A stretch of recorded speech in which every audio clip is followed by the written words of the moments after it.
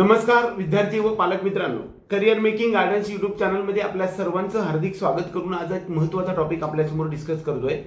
ते म्हणजे काल 14 जुलै 2025 मध्य प्रदेशमधील उज्जैन आणि इंदोरमधील 75 विद्यार्थ्यांसाठीचं फायनल रिझल्टवरती अडचण आलेली होती आणि त्याच्यावरती सिंगल बेंच जे काही न्यायाधीशांचं सिंगल बेंच होतं त्यानुसार जजमेंट झालेलं होतं की त्यांची रिटेस्ट घ्यावी म्हणून.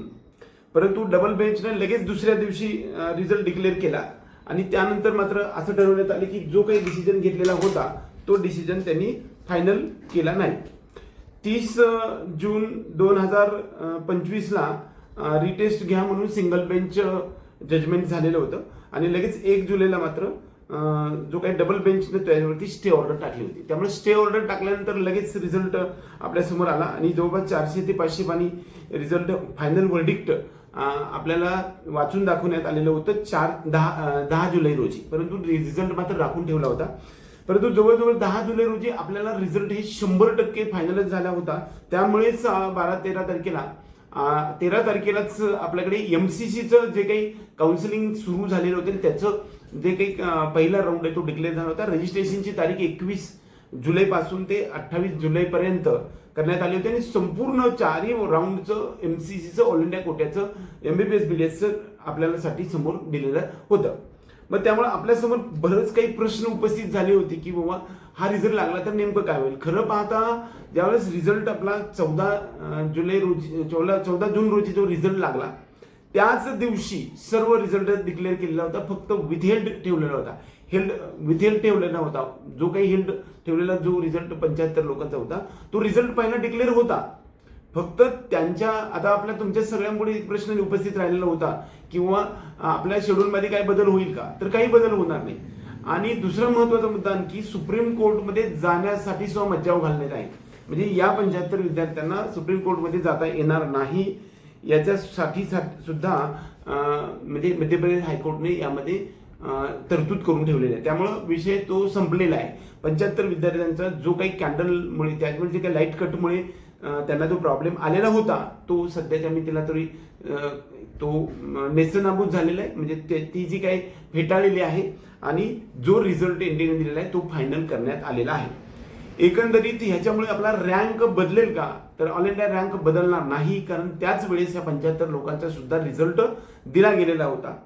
सर्व आपल्या विद्यार्थ्यांनी पालकांना भारत देशामधील असणाऱ्या 23 लाख विद्यार्थ्यांचं भविष्य अवलंबून आणि टांगलेलं पडलं होतं या 75 विद्यार्थ्यांच्या मध्ये असणाऱ्या लाईट कटच्या प्रॉब्लेममुळे.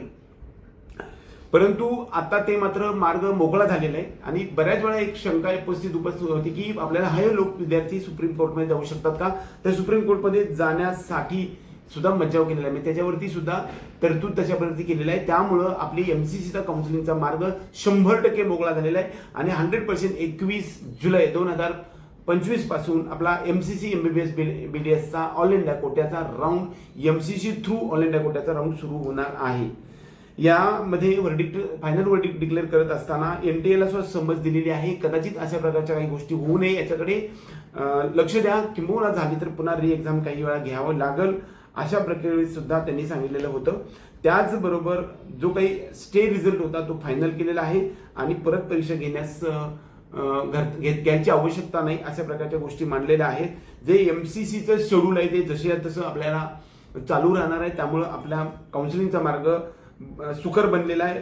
दुसरी गोष्ट अनफॉर्च्युनेट आहे म्हणून सांगितलंय, दुर्दैव म्हणून सांगितलेलं आहे, बॅड लक म्हणून सांगितलं विद्यार्थ्यांसाठी हायकोर्टने. त्यामुळं त्यांच्यासाठीच म्हणजे कसल्याही प्रकारची सहानुभूती राहत नाही. बॅड लकीली त्या गोष्टी झाल्यात, आपण काही करू शकत नाही असं सांगितलं आणि हायकोर्टने यामध्ये फायनल डिसिजन दिलेलं आहे की जे मार्क्स तुमचे आहेत ते तुमचे फायनल राहतील. त्याचबरोबर महत्त्वाचा टॉपिक असा राहील की तुमच्या रँकमध्ये कसल्याही प्रकारची बदल होणार नाही, पुन्हा परीक्षा होणार नाही आणि जे काही रँक आहे तो पण बदलणार नाही. तुमचा जसा रिझल्ट आहे तो ॲज इट इज राहणार आहे. तुमच्या रिझल्टच्यावरती रिझल्ट जो आलेला आहे त्याच्यामध्ये 14 जून 2025 असा आलेला आहे. फक्त ह्या 75 विद्यार्थ्यांसाठी मात्र रिझल्टमध्ये मात्र असं देण्यात आलेलं आहे की 14 जून / 14 जुलै 2025 रिझल्ट असा देण्यात आलेला आहे. याच्या व्यतिरिक्त दुसरं काहीही नाही. त्यामुळे आपल्या सर्व विद्यार्थ्यांना महाराष्ट्र आणि भारत देशातील विद्यार्थ्यांमध्ये कसल्याही प्रकारचा रँकमध्ये आणि असेंब्लीमध्ये फरक पडणार नाही. सर्व विद्यार्थी आणि पालकांना एक महत्त्वाचा संदेश आहे की जे आपला काउन्सिलिंग ते सुरू होईल. काउन्सिलिंगचे प्रत्येक व्हिडिओ आपल्याला येणार आहेत, त्याचे नियम, प्रत्येक राऊंडचे नियम आणि त्याच्यामध्ये प्रत्येक गोष्टीचं रजिस्ट्रेशन कसे केले जाईल हे तुम्हाला सांगणार आहे. त्यासाठी आपल्या सर्व विद्यार्थी आणि पालकांनी आपल्या चॅनलला सबस्क्राईब करून बेल आयकॉन दाबा. एवढंच या निमित्ताने सांगून आजचा हा व्हिडिओ संपूया. जय हिंद, जय महाराष्ट्र.